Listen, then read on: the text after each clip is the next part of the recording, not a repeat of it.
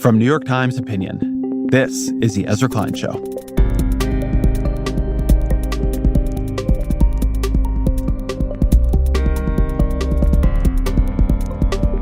Hey, it is Ezra. I am on book leave this week, but we have the great Tressie McMillan Cottom sitting in the chair.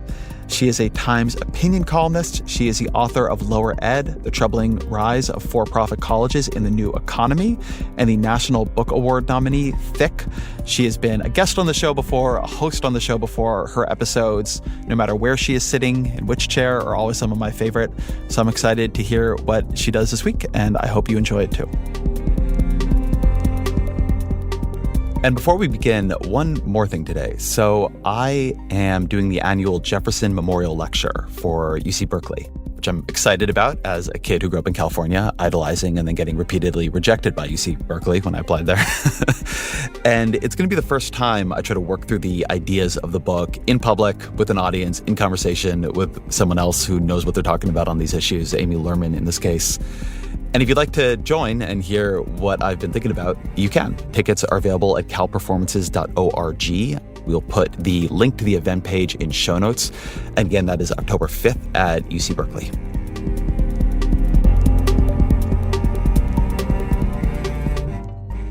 The library is as much an idea as it is a place. It promises books, yes, but also services, access, and public infrastructure in an information-based economy. For a long time, the idea that we all generally want more of what the library offers has been a taken-for-granted American value. But recently, libraries have become a political lightning rod, where even the most basic assumption of the value of this essential public good is now somehow controversial. According to the American Library Association, last year there were 1,269 attempts to censor what materials appeared in public libraries.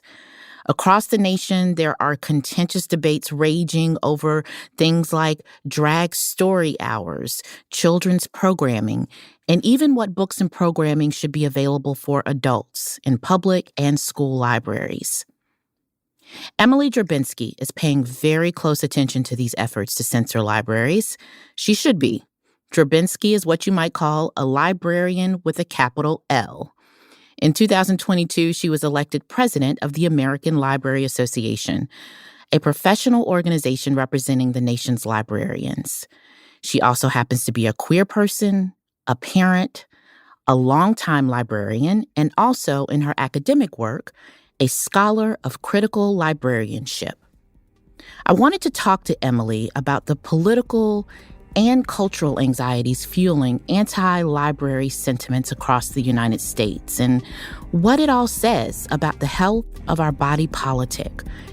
As always, the show's email is ezrakleinshow@nytimes.com.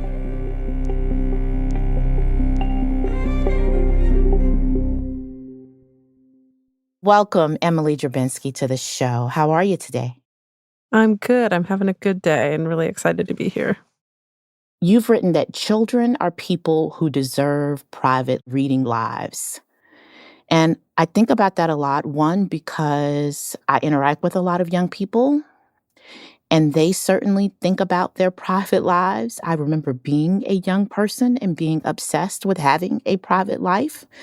And yet, when I look at how we got here and where we are now when it comes to the fight about libraries and books and reading material, I don't hear a lot of the voice of young people in the conversation about where we are now.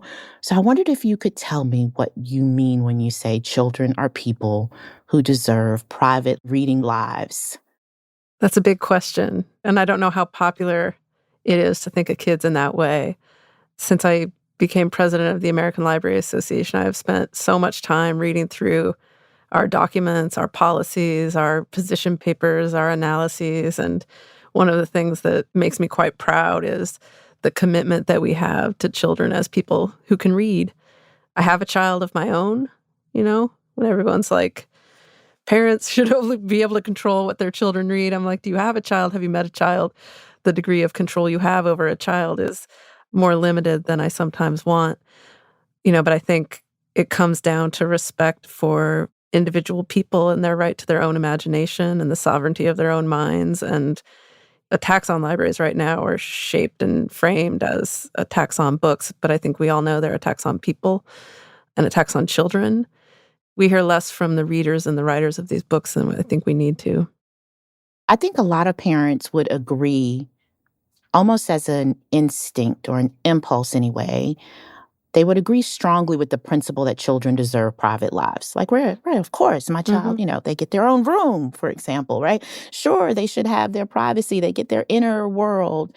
But I think they struggle with what that means in everyday practice, especially when it comes to, when they're looking at their own child and against the larger context of fear. Oh, yeah. Right? The world is this big, scary place, and I am their only defense, their last defense against everything, because that's kind of how we've painted modern parenthood. So you mentioned you are a parent and you're a librarian, a kind of big librarian in the sort of like capital L sense of librarian. So do you have those competing impulses? And if so, how do you navigate them as a parent and capital L librarian? No, absolutely. Like I said, I have a teenager. My life is consumed with worry about him and his future. And I worry for his world when he grows up and the world he's living in now and the constraints on his imagination from all kinds of different directions. And I also worry about his choices, Does he always make good choices? Absolutely not. I can confirm he made a bad one just today. But I made some bad ones this week also. So giving him the sort of grace to be a full person. But when it comes to the media he consumes and the books that he reads, I can't say it doesn't worry me. But that struggle around the worry, that grappling with what I want for him and who he is and who he wants to be and who I want him to be, that these are the conditions of loving other people, of having children in our worlds. And there aren't easy answers for it. I think that's one of the things that's surprising, the conviction some people have over what is right for children. I just, I look at my kid and his struggles every day, and one thing I'm not is sure about a whole lot.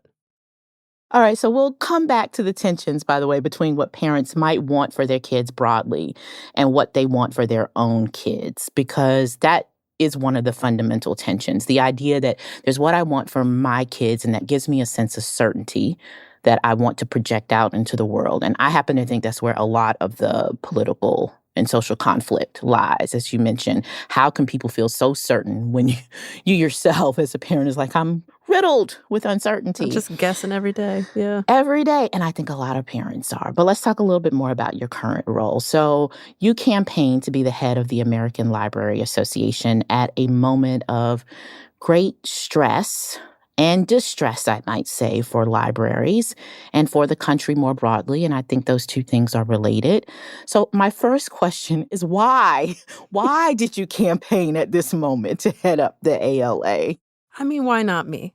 Why not me? You? Okay. I was let me just step in here and do this. So, I ran because I care a whole lot about libraries and I care a ton about library workers. And I know what kind of stress we're under. I see it in my colleagues. I see it in the people that I talk to. I've been a librarian for a long time. I know librarians all over the country. And there's not a one of them that feels secure in their ability to do the jobs that we want to do. And I thought that if I ran for president of the American Library Association, making a public argument about the importance both of libraries as public institutions that secure the public good and library workers as the people who are responsible for that and need the kind of support to expand that work, that whatever happened, it would be good to have that public argument out in the world.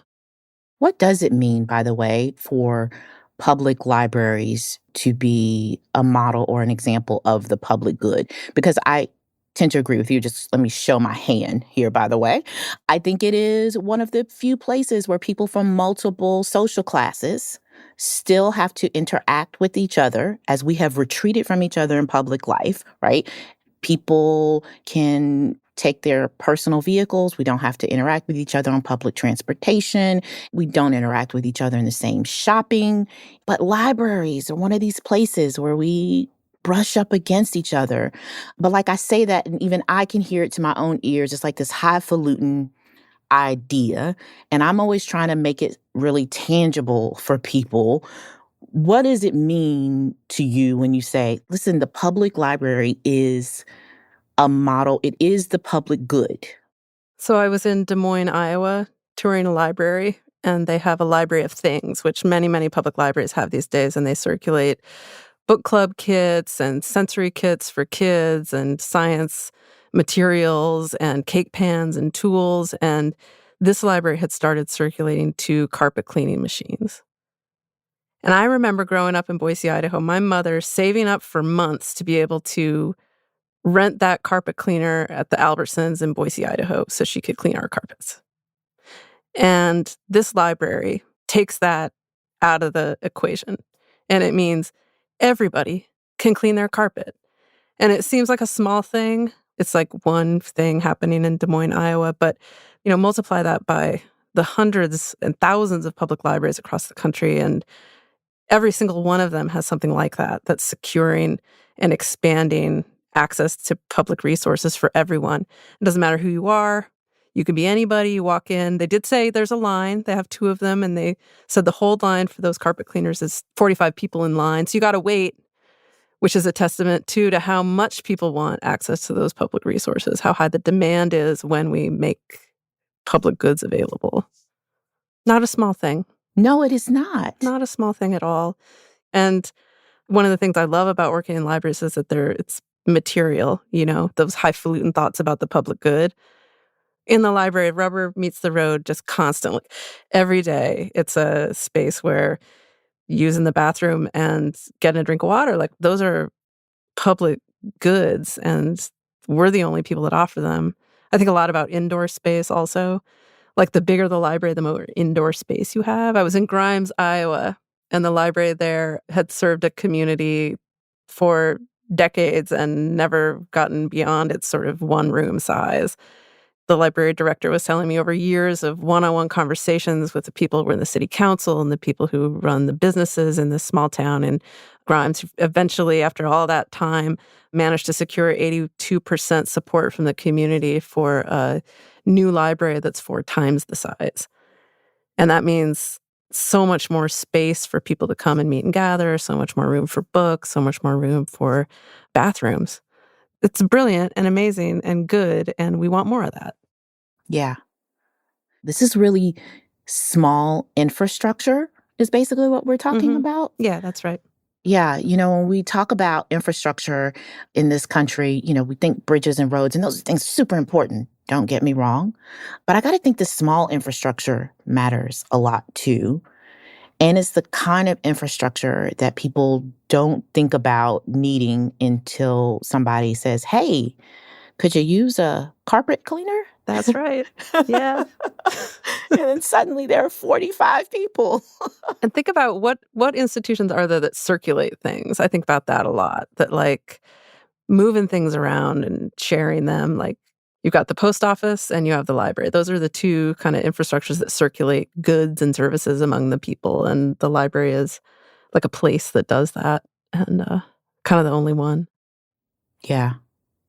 Not a surprise, by the way, that you just mentioned 2 institutions that have each faced a political uphill battle for capital and relevancy over the last 20 years. The post office facing its own set of challenges, and the idea of the library facing its own. And both, as you point out, really important to circulating the things that people need.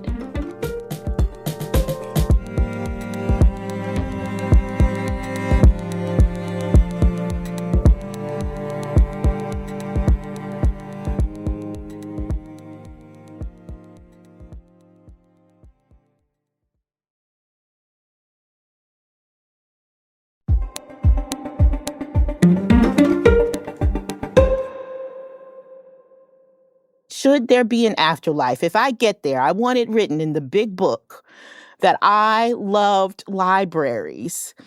But there is such a thing. I know that, you can love something and want it to be better, and that can be an act of love Mm-hmm. and service. And you have spent a lot of your scholarly work on critical librarianship. And I think this would surprise people, first of all, that there is a robust field called critical librarianship. There is quite robust. There are lots of us. Yep. And in fact, the librarians that I have had the great fortune to hang out with over the years are almost all critical librarians. Oh, yeah. There are a bunch of us. So what is critical librarianship? Tell us what that is. It's like anything. There are a million definitions, and who you ask will tell you something different. I think of critical librarianship as taking a critical view of the systems and structures that produce the library as we know it and experience it, and think about ways that that library could be different. So I've done most of that work around cataloging and classification, and thinking about the language that we use to describe things, and thinking about the order in which we put things. And so you go into a library and you think the books are just arranged in Dewey Decimal order, and that's kind of annoying, but whatever. But critical librarianship takes an interest in what that knowledge organization system, what the story it tells about itself through the ordering mechanism.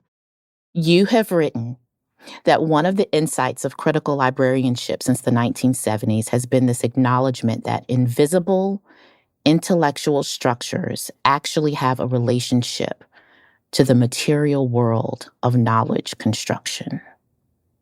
That something's happening in there. Mm-hmm.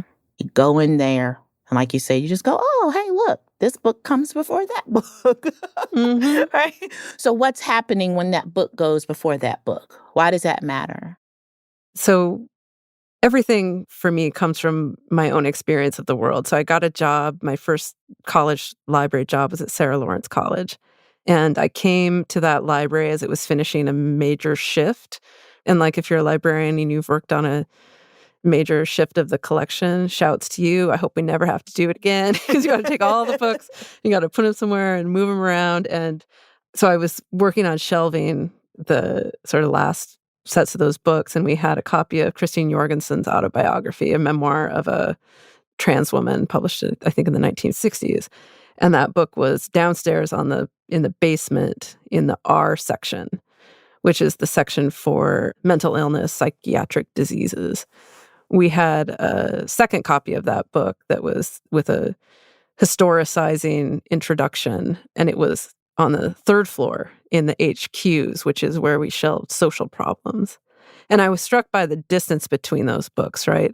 And they tell you that one of the books is that gender is a problem in your brain, and the other one is gender is a social construction that is malleable. And the distance between those says something. And the elevator was slow, and so the physical distance was really real. You had to walk up all these stairs to get to the two books and put them together. And so the context of where the book sits is consequential for the meaning we can make from it. I was thinking many of us encounter, quote unquote, the catalog as just the card catalog. But you're saying it's more than just this like accessible, lowly, practical way to find a book or a resource. Basically, what you just described to me, the catalog is power. Mm-hmm.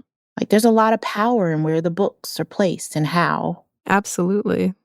I'm working on an oral history project with a colleague right now, and we're recording oral histories of people who have developed alternate classification schemes. And we were recording with a couple of librarians who were part of developing the Chicano thesaurus for Chicano movement materials. And the way they talk about that experience of trying to find information about themselves and their experience in the Berkeley Library, say, and just the absence of it completely, the inability to find anything. They threw themselves into making this index because there was no other way for them to organize information about their experience. Like they had to. So I think if you don't see yourself in the catalog, which is like a ton of us, it's pretty clear and it's pretty problematic. I've got to talk about, though, why this may have come to a head when you were finally elected, April 2022. Other people then were surprised. They don't know what critical librarianship is. Mm-hmm. You write a tweet that says, hey, I cannot believe that a Marxist lesbian who believes that collective power is possible to build and can be wielded for a better world is the president-elect of ALA Library. Oof. You know, it was an excited utterance. Right? There was a lot of backlash. Okay, so some Republicans accused the ALA of being suddenly a radical leftist organization. To be fair, they now accuse everything of being a radical leftist organization. But I do think this was a new experience for the American Library Association. The Montana State Library cut ties with the ALA. Lawmakers in states like Wyoming, Georgia, and Mississippi pushed to do the same. We can get into the political mudslinging, but how unprecedented is this? This is unprecedented, and it is extraordinarily painful. And the attacks on libraries and individual librarians, to see those intensify and to see those attacks be directed at institutions that would protect them, that represent them, that they are a part of. You know, the American Library Association, we run right around 50,000 members, and each one of those people is committed totally to the project of expanding access to information for everyone. And so to have this politicization of our role get in the way of that work, for me, is the most painful part of this experience. And I just, wish I could go back in time and push that tweet right back in the bottle, because it wasn't, it was an excited utterance for me and my friends. And to forget for a moment that I was in the public square was regrettable. Yeah. Yeah, I'm just a person, I got a kid in high school. I'm worried about him. Yeah, it's been tough. And, I think all I want to do is make good on the promise of the ALA for American librarians and the communities we serve. And to have this stand in the way of that has been a devastation for sure. Yeah. What do you think it is about the American Library Association and librarians in this moment that feels like an acceptable target for this political discourse? You represent something, clearly. Mm-hmm. Right. What is it that makes you both vulnerable? I think we can kind of, under-resourced, sure, not much of a political defense. I think we can see maybe the vulnerabilities, but such a rich target. Like, what is it that is being projected on the ALA and on librarianship in particular, you think? It's very confusing to me because the vast majority of people love the library. Survey after survey, like poll after poll, nobody wants what's happening right now. Nobody wants this. The Michigan Library Association ran a poll recently that 78% of their respondents said they didn't want restrictions on reading materials, and they wanted to have the right to sort of guide their children's reading rather than ceding that to a handful of people. The ALA's polls are similar. Our Unite Against Book Bans campaign surveyed the public, a cross-section across the political spectrum, and the vast majority of people, again, really want libraries and want libraries to be available and accessible to everyone. So I think that's part of what's confusing to me is like it's a small and vocal minority that somehow has the power to shape the narrative about American libraries right now. And how they got power is the thing that I find really confusing and the thing that I really puzzle over. But I think the part that we were talking about earlier, that libraries are public institutions that are about expanding access to public resources, that we are sharing institutions, that we want to take resources that are held in common and distribute them equitably among everyone. I mean, that idea is, I think, the thing that's most under threat right now. So there is a perspective that could say, we agree on one thing, right? The critics and critical librarians agree that the library is powerful. Oh, yeah. Just perhaps disagree on how the power should work. Does that seem fair? That seems fair. Yeah. Okay. So let me put something really controversial before you. Okay. Can a library ever be politically neutral? Yeah. I mean, this is a question, right? So libraries, what do? We provide essential information and services to the public, and we are intended to be valued pillars of our community. That's what we're for. And we're not politically biased organizations. That's not what we do. This is not normal, I think, to be embroiled in this kind of a political fight. And so neutral is a thing that we, I think, many times strive for. Like Right. neutral meaning we want everybody to be able to come in and we want something in our collections for everyone. But it's hard at this moment when intellectual freedom and the right to read are under siege. It's hard to imagine a modern library as a neutral bystander. Let's talk about book challenges. The American Library Association has an office that tracks reports of book challenges. In 2022, that office received a record 1,269 challenges, which is the most on record. That's nearly double the 729 challenges reported in 2021. What patterns are we seeing in these challenges? They're all the patterns that you would guess that you probably don't need me to say, but I think it's important to say it again and again. These books are books that tell stories about certain kinds of lives and experiences. The lives and experiences of Black people, the lives and experiences of LGBTQ plus people, the lives and experiences of people of color. The attacks are on those kinds of stories. Books that are about you and about me. Mm-hmm. Yeah. Yeah. All right. We know not only that the books are disproportionately written by or about members of the LGBTQIA plus community or by and about Black people, Indigenous people, and people of color, but recent research is also showing that they seem to be like the same titles over and over again, showing perhaps a pattern of identifying the same sort of books and authors over and over again. There's a list. Yeah. On the ALA's list of most challenged books in 2022, 4 of the top 5 feature queer characters, and that's a pretty consistent pattern going back several years. And then we sort of start to see a shift over the last few years to stories featuring more trans characters. That coincides with a flood of bills, of course, restricting gender-affirming care for minors. So you see this intersection of the change in political narratives with books that are being targeted. So none of this is happening in isolation, obviously. Yeah, I mean, if we define the problem as simply one banned book, the solution is put that book back on the shelf. So I think it's really important to think about the problem more expansively as you're describing it. And so what would it mean to think beyond that solution of put the book back on the shelf? What is the larger, if it is larger than that, how do we need to think? Instead of just going to them and saying, hey, no, not those books, showing up at my local library, meaning, hey, not those books. What would it mean for me to argue more broadly? I think a couple things, like it's not just not those books, it's not those people, right?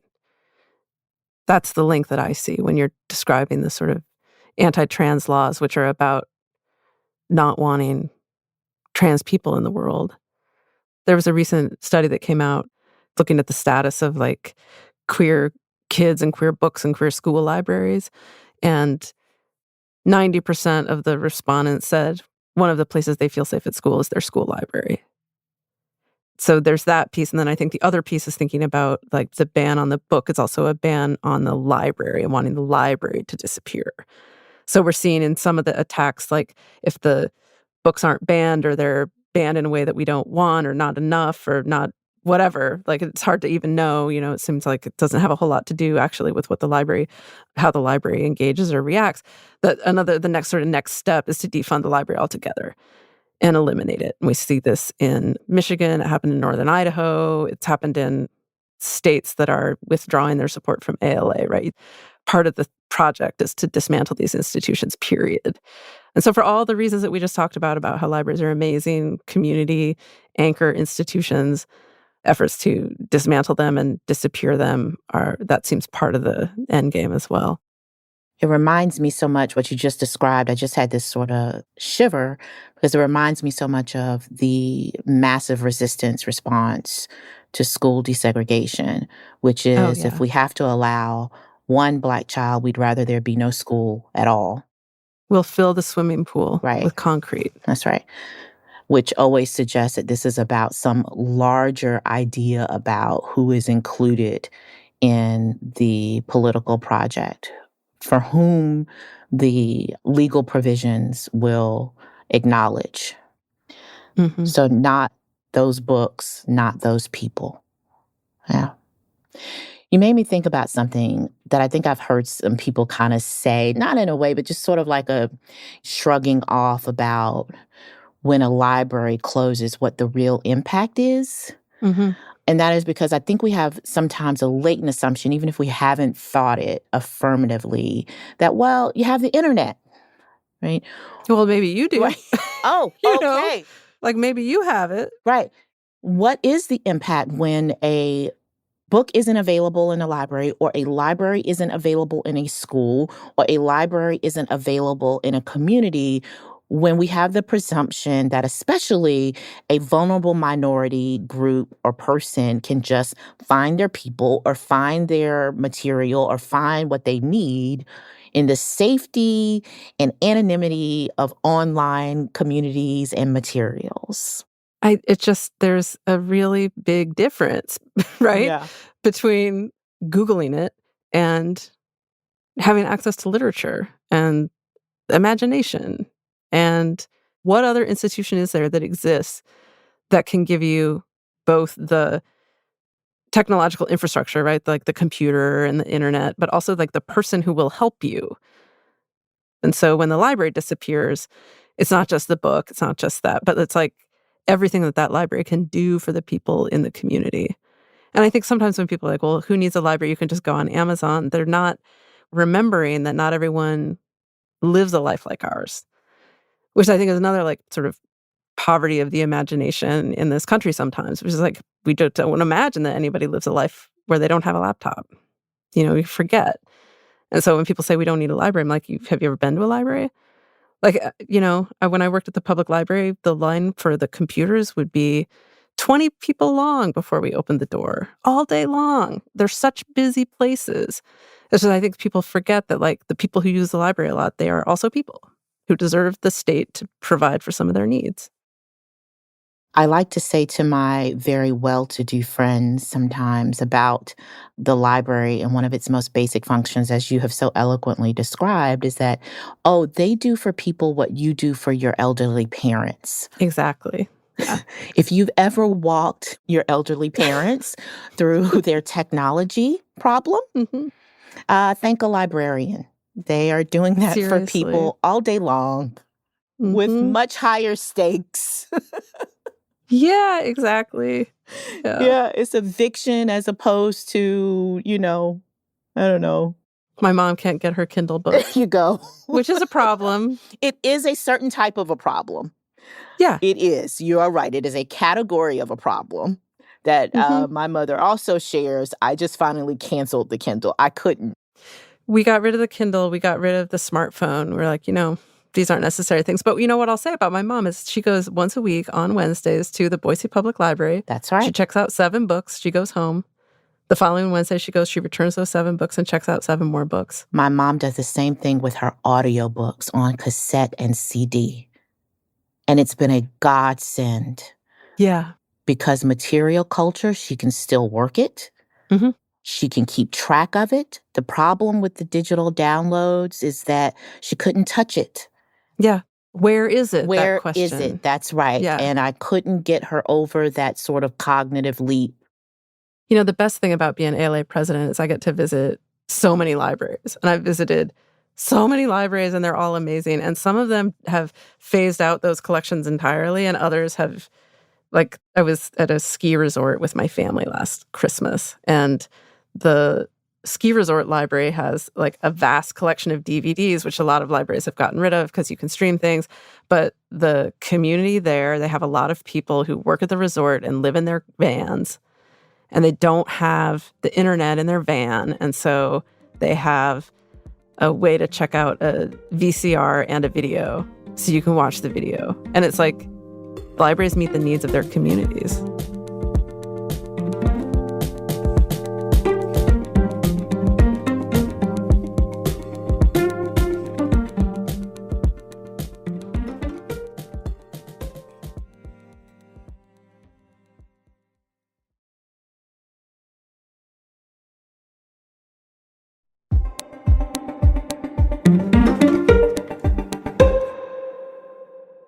I'm not sure people know how libraries acquire their stuff. Yeah.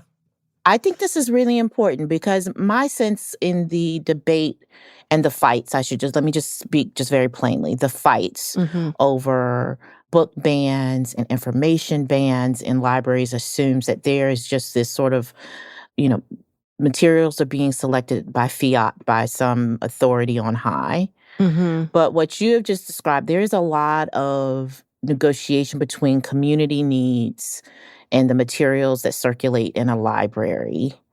How are books? Like, how do books get into the library? They're born there, actually. I thought so. Yeah.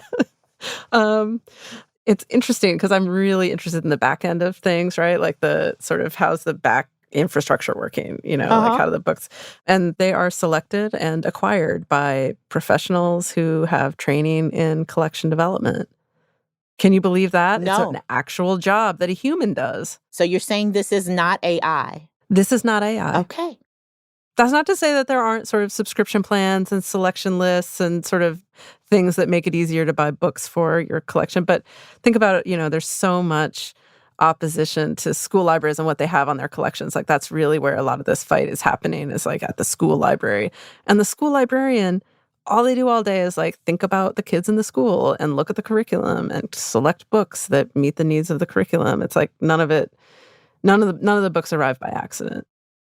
Okay. All right. Yeah. And there exist already these mechanisms, right, for people to nominate the books or ask for books or suggest the books. And I think that's one of the things about this sort of the book challenge conversation right now. It's not as if libraries don't want community members to engage with us about what we have, make suggestions, even express concerns. It's the sort of bad faith, many book challenges of books I haven't even read, kinds of things that are problematic.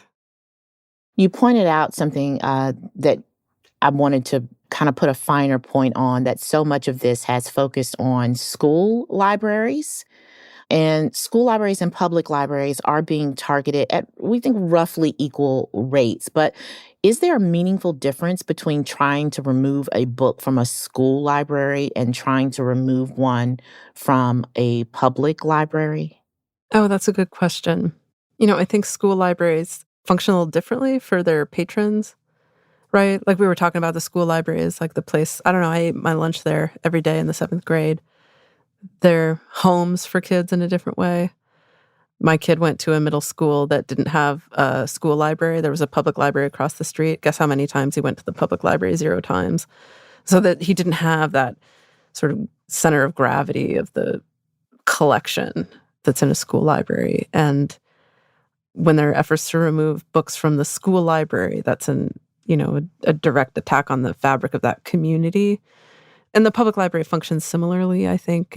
But there's something quite special about the school library as the sort of heart of a kid's life. Because for a kid, like the school is their whole planet. Right. There's no other real world for a kid in a lot of ways. Like their world is at school. And so removing a book from the school library, it's like removing it from their entire world. Right. When you take a book out of a school library, you really do pull it out of a young person's whole sort of ecosystem in a way. And it gets me to thinking about what a library encompasses. So a library has this market element. It does allow certain transactions. It circulates things. But as we've discussed, there's also this democratic element. It does this in this way that is more about sharing than it is about competition for goods and for resources. So there's a market element because it's demand for certain kinds of books, and that certainly matters. You want things that people want. but you want people's voices to be heard. You want to serve the needs of a community. Even if there are only a few people in that community, you still want them to have some stuff Absolutely. that Yep, they need. yep. Does that sound about right? Yeah. I don't know. I'm a member of a book club, and we read 50 books a year in 50 categories, and we've got the categories, and then you choose a book that fits in each category. And it has really opened up my, reading, and I now read a whole lot of books in translation, which I never did before. And so I read books from all kinds of different parts of the world, and, it's true what they say about a book. It opens your imagination and makes the world wider, and I'm a big reader, but there are books I read now that I would never have read before. Like, I read Paris Hilton's memoir this year. Oh, wow. I had to read a book that is coming out and has a lot of buzz, and so that was the category. So I read Paris Hilton's memoir, Okay. and it's not a book that I thought I would read, but I read it, and it opened my mind a little bit and made me think in new ways, and it was good, and I'm glad we had it. But I wonder if that's what some of the hostility is, right? That we want, Ah, it's difficult to imagine supporting something that was for everybody. Even people I really don't agree with. So as many people as are mad at me for being who I am, there are lots of people that I don't agree with, but I still think that they have a right to read a book, you know? I don't know. But then you think about what makes a social program successful. It's that everybody's in it. Social Security is durable because all of us use it. So when people say the library is vulnerable, I actually think it's interesting how durable it has been, how this moment is unprecedented. We haven't faced what, say, public education has faced because it's difficult to imagine privatizing the library, right? You couldn't do it. I couldn't own every book in my house. I don't want to own Paris Hilton's memoir. I want to read it and then return it so someone else can read it, right? So it's actually surprising to me, I guess, in some ways, that this institution that does so much to provide equal access to literally everyone in a community, I think that is kind of the key to its durability as a social institution. hmm. You said in an interview that you don't want the library to get stuck talking exclusively on the terms they have set for us, rather than the terms that I think the rest of us operate on every day. What are the terms of the debate that you wish we were using? I wish we were spending less time talking about the book banning stuff. I wish we were having a conversation about how to expand libraries, that we were talking about what good they do, that we were talking about not just the carpet cleaners in Des Moines, but the cotton candy machine they circulate at the Donnelly Public Library in Donnelly, Idaho, to make birthday parties in that rural part of the state a little more fun for kids, that we were talking about how to get more cotton candy machines. And every library I go to has something else like that. I just got back from Rotterdam, where I was at the International Federation of Library Associations and was going through the poster sessions and saw this library in Romania, where they had a program that connected elders who were some of the last in the community to know the sort of lost art of embroidering shirts in this particular Romanian way with young people who learned how to do the embroidery, but then also digitize the patterns so that they can be preserved forever. And then they both made the shirt and wore it at a library program. It's that's magic. So I wish we were talking about more about what that means for a community, what it means for the history of the place, the future of the place, for just that basic human connection that we miss sometimes. What do we have to do to get more of that rather than trying to defend what little we have left of what I would argue is the best public institution in the history of the world, the library? We ask all guests on the show for 3 book recommendations, and I cannot think of anyone better to ask this of. Not only are you a librarian, capital L, but you just admitted to being in the most aggressive sounding book club I have ever heard of in my life. You know what? If you win the challenge at the end of the year, you know what your prize is? What?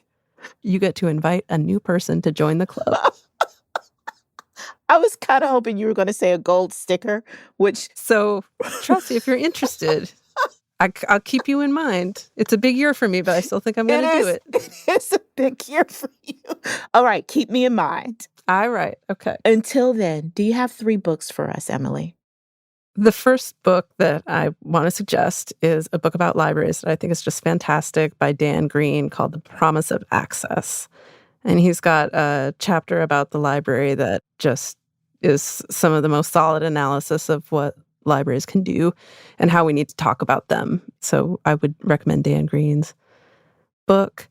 Second is a book that's on the list of the top 10 banned books from the ALA called Flamer by Mike Corrado. It's a book about a kid at sleepaway camp. And I read it this summer when my kid was at sleepaway camp. And, you know, you read it and that what we're talking about, like, do they want to ban the book or they want to ban the person? And you read this beautiful, tender story of a kid struggling with his sexual identity at a Boy Scout camp. And it's so beautiful and sweet and gorgeous. So just a perfect graphic novel, I think. Very sweet. And then the last recommendation, have you read When We Were Beautiful by Mbola Mbue? Yes, I have. Oh, knocked my socks off. The best book I read this year. The first chapter of that book should be required reading. Amazing recommendations. Thank you. Emily, thank you for joining me here today. I appreciate the conversation. Thank you so much.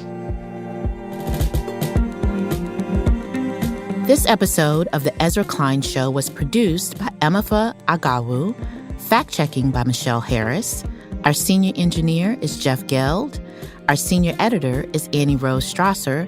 The show's production team also includes Roland Hu and Kristen Lin. Original music by Isaac Jones.